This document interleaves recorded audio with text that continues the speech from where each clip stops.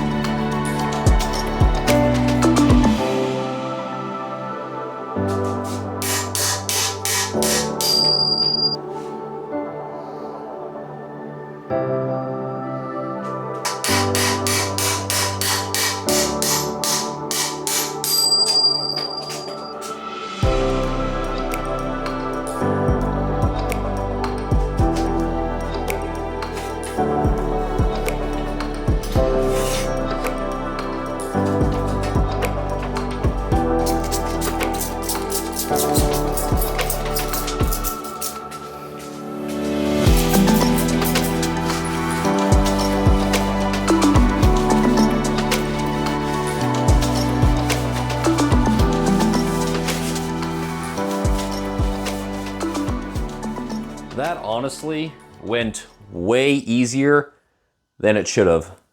That probably took me tops like 30 minutes to get it to this.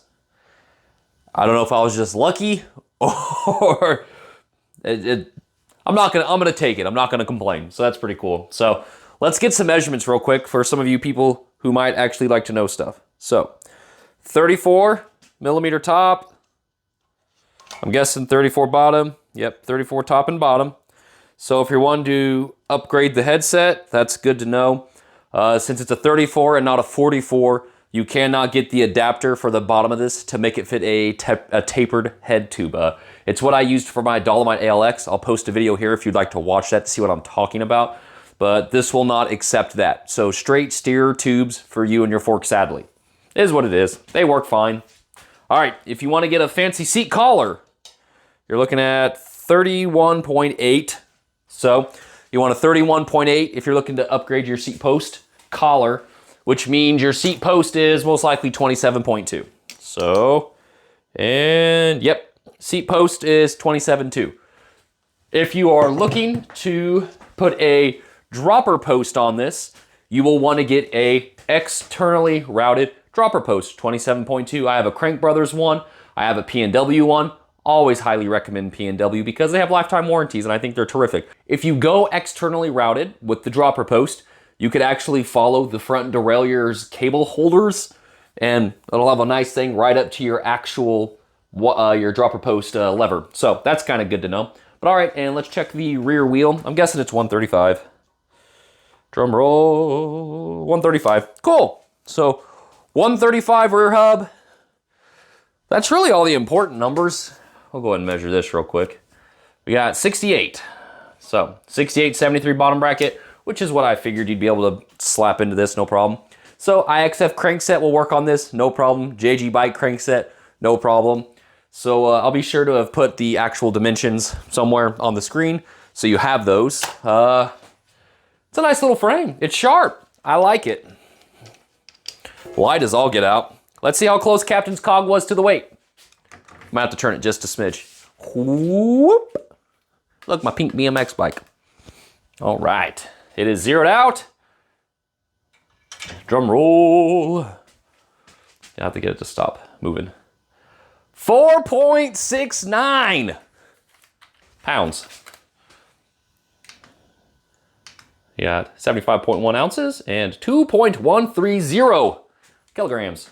Honestly, that is in fact a pretty light frame. I like it. I think it's pretty sharp. Not too bad. Any questions? Put in the comments. Next video of this bad boy, we'll be slapping a new drivetrain on and just start having some fun with it. So, thanks so much, guys. Schwinn comp. We're getting there. Good stuff. Everyone take care. Thank you so much.